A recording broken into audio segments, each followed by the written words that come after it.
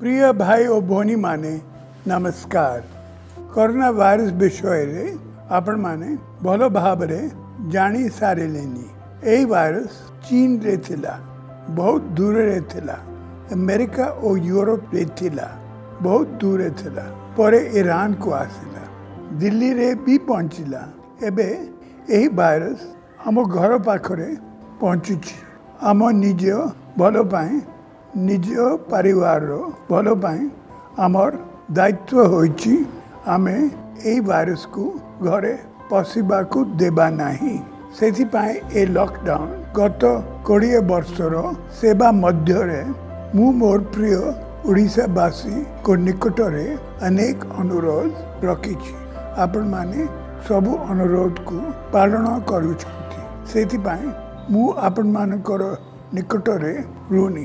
आज मु जेउ अनुरोध रखुछि ताहा होउछि सबुथरो गुरुत्वपूर्ण। आज मु आपण को निकट रे मो जीवन कार्यक्रम रखुछि। आपण और आपण परिवार सुरक्षा आपण को हाथ रे।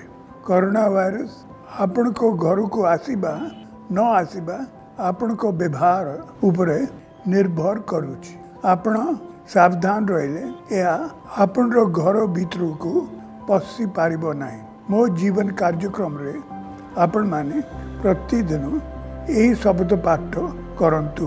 मु मोर पिला छुआ बापा माँ को नाम रे शपथ करी कहूची जे मु वर्तमान समय रे बाहर को जीवी नाही। बाहर को गले कोरोना वायरस मो साथी रे मो घर को आसी पारे एवं मो परिवार रो क्षति करि पारे। तेणु मु एबे बाहर को जीवी नाही।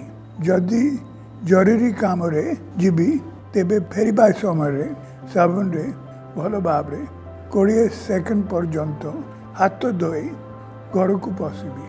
कोरोना वायरस को केबे भी मो घरे पशिबा को देबी नाही। मोर परिवार पाए विपद रो कारण हेबी नाही। एही शपथ को आपण परिवार सह पाठ करंतु। निज घर रे एंट्रेंस रे यह को लगांतु एवं वीडियो करी सोशल मीडिया रे मो पाख को पठांतु।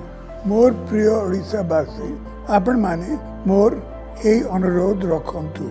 घरे रहंतु, परिवार को बचांतु। बहुत बहुत अनुरोध। नमस्कार।